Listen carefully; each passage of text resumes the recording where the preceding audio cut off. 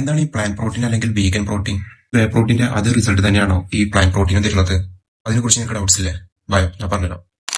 Usually protein powders ഒക്കെ search ചെയ്യുന്ന സമയത്ത് നമ്മുടെ ശ്രദ്ധയിൽപ്പെട്ടിട്ടുണ്ടാവും പ്ലാന്റ് പ്രോട്ടീൻസ്. പക്ഷേ കോമൺ ആയിട്ട് എല്ലാവരും വേ പ്രോട്ടീനാണ് യൂസ് ചെയ്യുന്നതെങ്കിലും ഈ ഒരു പ്ലാന്റ് പ്രോട്ടീൻ അല്ലെങ്കിൽ വീഗൻ പ്രോട്ടീൻസിന് ഒരുപാട് ഇമ്പോർട്ടൻസ് അല്ലെങ്കിൽ ബെനിഫിറ്റ്സുകളുണ്ട്. വീഗൻ പ്രോട്ടീൻ പൗഡർ എന്ന് പറയുന്നത് ഒരു പ്ലാന്റ് ബേസ്ഡ് ആയിട്ടുള്ള ഒരു പ്രോട്ടീൻ സപ്ലിമെന്റ് ആണ്. Usually made from the sources like brown rice ആവാം, അല്ലെങ്കിൽ പയർവർഗ്ഗങ്ങൾ, soybeans, pumpkin seeds, sunflower seeds, അല്ലെങ്കിൽ മിക്സ് ആയിട്ടുള്ള പ്രോട്ടീൻ ബ്ലൻഡ്സ്.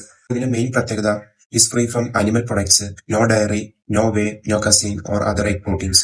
സോ അതുകൊണ്ട് തന്നെ it's perfectly fit for the vegetarian peoples അല്ലെങ്കിൽ പ്ലാന്റ് പ്രോട്ടീൻ സപ്ലിമെന്റ്സ് മാത്രം നോക്കുന്നവർക്ക് ഇസ് വെരി യൂസ്ഫുൾ. ഇപ്പൊ മാർക്കറ്റിൽ നിങ്ങൾക്ക് ഒരുപാട് പ്ലാന്റ് പ്രോട്ടീൻ കാണുമെങ്കിലും ജെന്യൂൻ ആൻഡ് ട്രസ്റ്റബിൾ ആയിട്ടുള്ള പ്ലാന്റ് പ്രോട്ടീൻ കണ്ടെത്താൻ വളരെ റിസ്ക് ആണ്.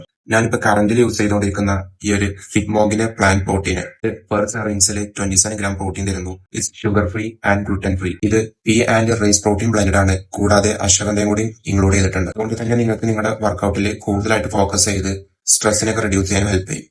ഈ ഒരു പ്രൊഡക്റ്റ് സർട്ടിഫൈഡ് ആയിട്ടുള്ള ഒരു കമ്പനിയാണ്. കൂടാതെ ഇവരുടെ ലാബ് ടെസ്റ്റ് റിസൾട്ട് ഞാൻ ചെക്ക് ചെയ്തപ്പോൾ എനിക്ക് ജെന്യൂൻ ആൻഡ് ട്രസ്റ്റബിൾ ആയിട്ടുള്ള പ്രൊഡക്ട്സ് ആയിട്ട് തോന്നി.